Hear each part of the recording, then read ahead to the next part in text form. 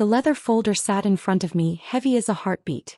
Inside were the deeds: Grandma's 21st birthday gift, a $50 million hotel with my name on it. But before I could even breathe, the front door opened. My mother walked in, her new husband right behind her. "We should manage it together as a family," she said, smiling like it was still her world. When I told her, "Absolutely not. I'm the owner now," she snapped. "Then pack your bags and leave this house." I didn't argue. I didn't move because I knew something they didn't. That night wasn't about their demands. It was about Grandma's next move. One that would end their little performance for good. When people look at me now, they see the hotel, the marble floors, the glass lobby, the name etched in gold above the entrance. But what they don't see is the noise that used to live inside this family. My grandmother, Sharon Bennett, built everything from one roadside motel in Vermont. She was 21 then, my age now, and everyone called her foolish, but she turned those doubts into brick and revenue. By the time I was born, the Bennett collection had become a name people whispered with envy. My mother, Brenda, inherited none of Grandma's patience, only her pride. To her, success wasn't about building, it was about being seen. She loved camera flashes more than blueprints. She loved control more than family. My father, Mark, was the opposite. He was calm, steady, a man who believed in doing things right even when it took longer. He ran operations for years, quietly keeping everything standing while Mom chased appearances. When I was 16, I watched that balance collapse. I still remember the night Dad left his eyes tired suitcase by the door, saying he couldn't stay where love had become performance.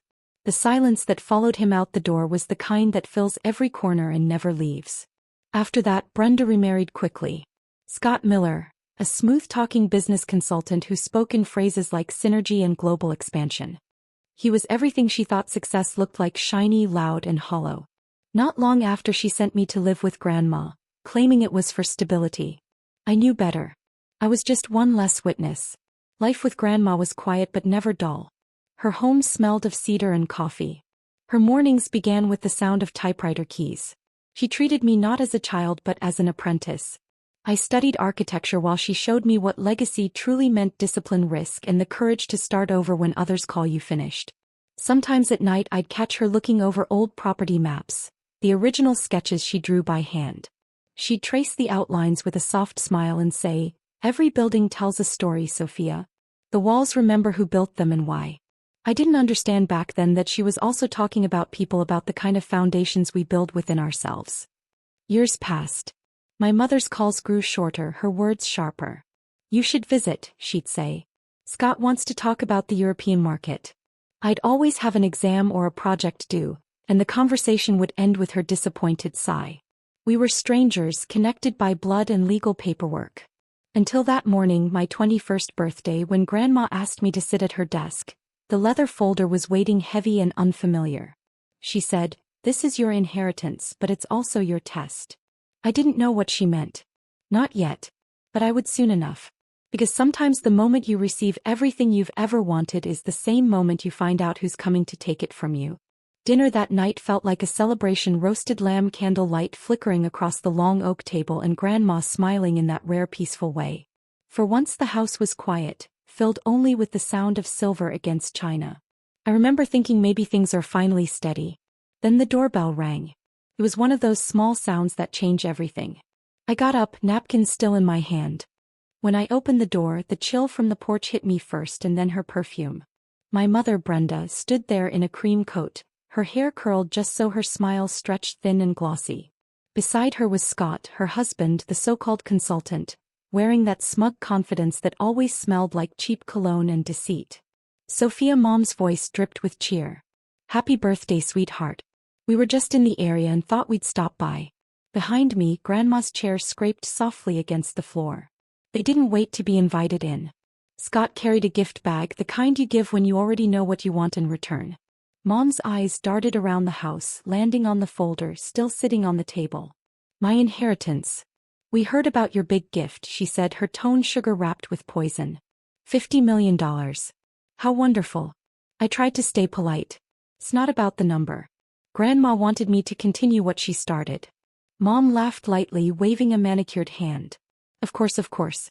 But running a business that size isn't for children. You'll need experience, guidance. That's why Scott and I thought we could manage it together as a family. That word family landed like a slap. Scott leaned forward, resting his hands on the back of a chair. It's too much for one person, Sophia. Let us help. We've already drafted a proposal. Grandma's voice sliced through his. A proposal for something that isn't yours. The air shifted. Scott's smile faltered. Mom shot her a warning look. That same cold defiance she used to use on Dad. Mother, please, let's be practical. Practical? Grandma repeated as if tasting the word. Like when you mortgaged the Burlington property without authorization, or when you disappeared for 6 months to expand and came back with debt color drained from Mom's face. That was years ago. Yes, Grandma said softly. And I remember every year it cost me. I stood there silent, the tension pressing against my ribs. The room smelled of rosemary and rage. Mom turned back to me, her voice brittle. Sophia, don't let her turn you against me. We're family. We should rebuild together. I wanted to believe her, but the way she looked at that folder told me the truth. This wasn't about rebuilding. It was about reclaiming power she'd already lost. Grandma rose from her chair, resting a steady hand on my shoulder. Dinner's over, she said calmly. Some things aren't up for discussion. Scott cleared his throat, forcing a smile. Of course, we'll talk again soon. But as the door closed behind them, I caught the whisper Mom left hanging in the air. Quiet, venomous, meant only for me. This isn't over. And she was right. It wasn't. The next morning, the house didn't feel like home anymore. The light through the windows looked different, colder, thinner, as if the walls themselves knew what was coming. Grandma spent most of the day in her study, doors closed. I could hear the faint clack of her typewriter, the rhythm steadier than my own heartbeat. Downstairs, I found the breakfast table already occupied. My mother sat with a cup of coffee she hadn't been offered, flipping through one of Grandma's old ledgers as if it already belonged to her. Scott was pacing by the window on the phone, whispering phrases like potential restructuring and joint control. They didn't see me at first, and for a second I watched them, two intruders wearing family as camouflage. Mom finally looked up, her smile crisp. Morning, sweetheart. We were just brainstorming a few things. You know how to keep the business stable. Stable? I asked, keeping my voice even. It's been stable for 50 years. He ignored the jab. You're young, Sophia. You have your studies, your friends. You don't need to stress about payrolls or legal documents. That's what family is for. Scott nodded, his tone oily. Let us take care of the boring parts. You focus on your degree. I felt my pulse climb, but I said nothing. Instead, I walked over to the counter, poured myself a glass of orange juice, and let the silence stretch until it started to itch. Then I turned to them. Does Grandma know you're here? Mom blinked, lips tightening. She's resting. Right, I said quietly. Then maybe let her rest. Their eyes followed me as I left the room, every step echoing like a dare. That afternoon I went to Grandma's office. She didn't look surprised when I told her what I'd seen. She only sighed and said I was hoping they'd at least pretend to wait a week. Do you want me to call the lawyer? I asked. She shook her head. Already did. She opened her drawer and pulled out a folder, another one identical to mine. There are things you don't know about your mother and Scott. Financial documents, deals that were meant to be hidden. My stomach tightened. Why didn't you tell me? Because sometimes, Grandma said, her eyes meeting mine. The only way to teach someone how to defend what's theirs is to let them feel how easily it can be taken. We spent the rest of the day quietly preparing. Grandma called her attorney. I combed through old files labeling transactions that didn't add up. The evidence was there. Payments, transfers, ghost accounts. By the time the sun set, the house smelled of coffee and dusted paper.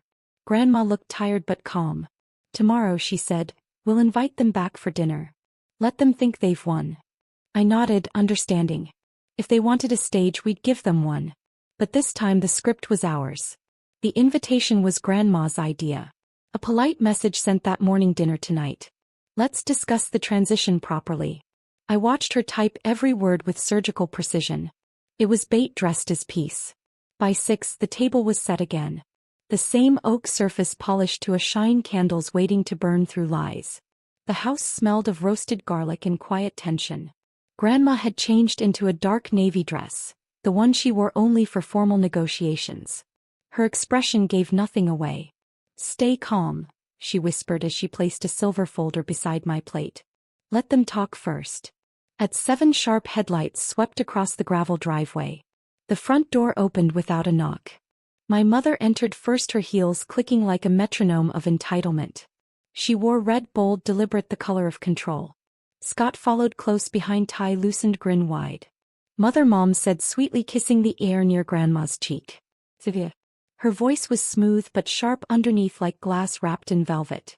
"I'm glad we're doing this properly." Scott added, "Family decisions deserve transparency." I almost laughed. Dinner began in a polite silence. Plates passed, wine poured, but I could feel their impatience the way Mom's fingers drummed on the table. How Scott's eyes kept flicking toward the silver folder by my hand. Finally, Mom couldn't resist. "So let's be honest," she said, setting down her fork. "Managing a business of this scale is complex. It's unreasonable to expect a 21-year-old to handle it alone." Grandma sipped her wine, saying nothing. Scott leaned forward, voice confident. "We've already outlined a plan. I'd handle financial optimization. Brenda would oversee PR, and Sophia, well, she could shadow us for a while. Learn the ropes." Their words weren't proposals. They were instructions. I set my fork down. "You mean I'd sign the ownership over to you both and you'd manage it?" Scott's grin tightened temporarily. Grandma looked up, eyes unreadable. "And how exactly would that benefit Sophia?" Mom's smile grew wider. "It would benefit everyone. We're family after all." That word again, family. It felt filthy in her mouth. I took a slow breath. "You're right," I said quietly. "We are family." She leaned back, satisfied. "Good. Then let's," which is why I cut in. "It's time we stop pretending this is about love." Her expression froze. I pushed the folder toward the center of the table. "You wanted transparency? Fine. Let's start with this." Scott reached for it, but Grandma's hand moved faster. She opened the folder, her fingers tracing the first page. The sound of paper sliding filled the room. Crisp, final. "These," Grandma said, "are bank statements from the Burlington account. Withdrawals made under Brenda Bennett's signature. Funds that never returned." Mom's face drained of color. "Mother, that's absurd." And Grandma continued evenly. "These are emails from Mr. Miller's consulting firm. Proposals for overseas expansion projects that don't exist. Signed by both of you." Scott's jaw clenched. "You had no right to." "I had every right." Grandma interrupted, her voice steel. "You tried to mortgage the core hotels under shell companies. You thought I wouldn't notice." The air grew thick. I could hear the fire crackling in the hearth, the only sound brave enough to speak. Mom's eyes darted to me, desperate. "Sophia, this isn't true. She's twisting things you can't possibly believe," but I didn't need to answer. Grandma slid one last document across the table. "The ownership amendment," she said. "Effective immediately, all control transfers solely to Sophia Bennett. You are hereby removed from every board and trust." Mom stared at the page like it might catch fire. "You can't do this," she whispered. "I already have," Grandma said. Silence. Then it came, the explosion. Mom shot up from her chair, voice cracking. "This is my legacy. My life. You can't just hand it to her." Grandma remained seated. "You handed it away yourself." Scott grabbed Mom's arm, muttering, "Let's just go." But she wasn't done. "No," she shouted, pointing at me. "You think you've won? You're a child playing grown-up. You'll drown in paperwork before the month's out." I met her glare steady. "Maybe, but at least it'll be my mess." Her lip trembled, rage fighting humiliation. "Then pack your bags and leave this house." She spat the same words she'd said days ago, but this time her voice sounded small, and that's when Grandma laughed.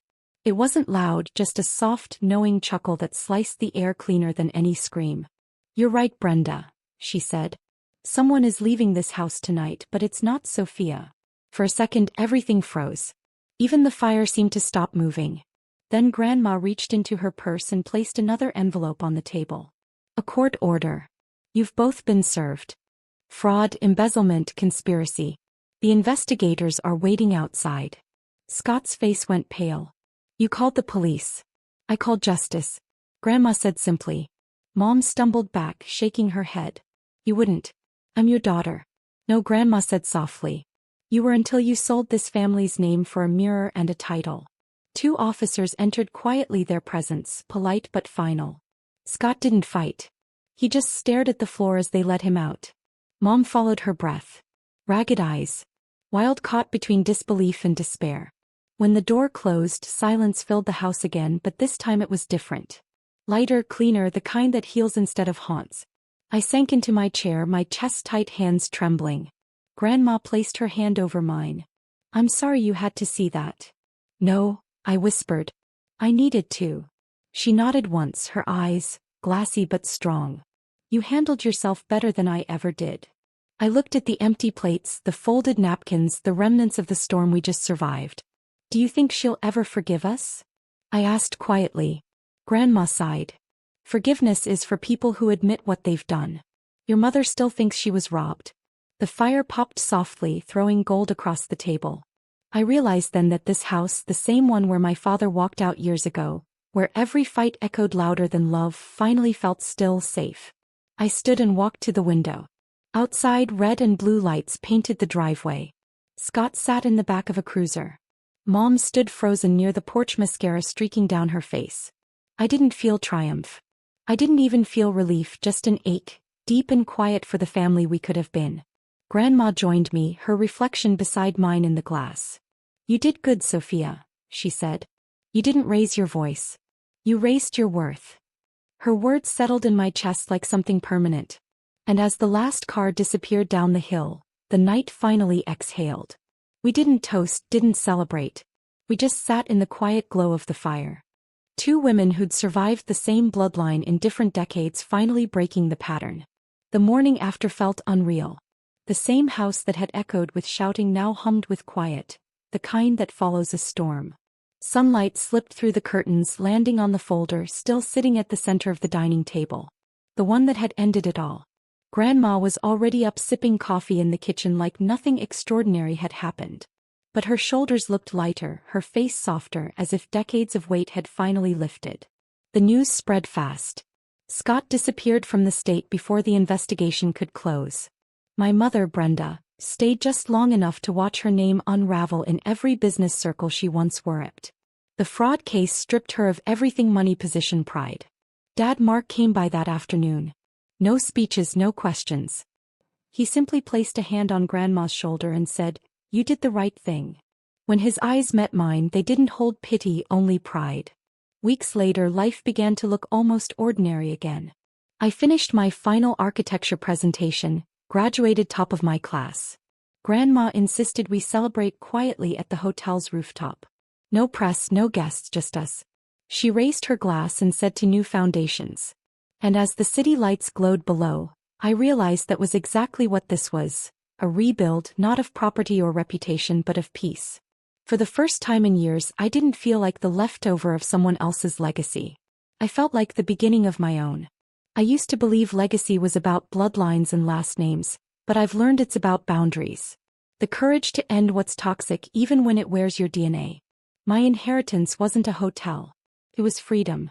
If you've ever had to choose peace over family pride, share your story below. You're not alone.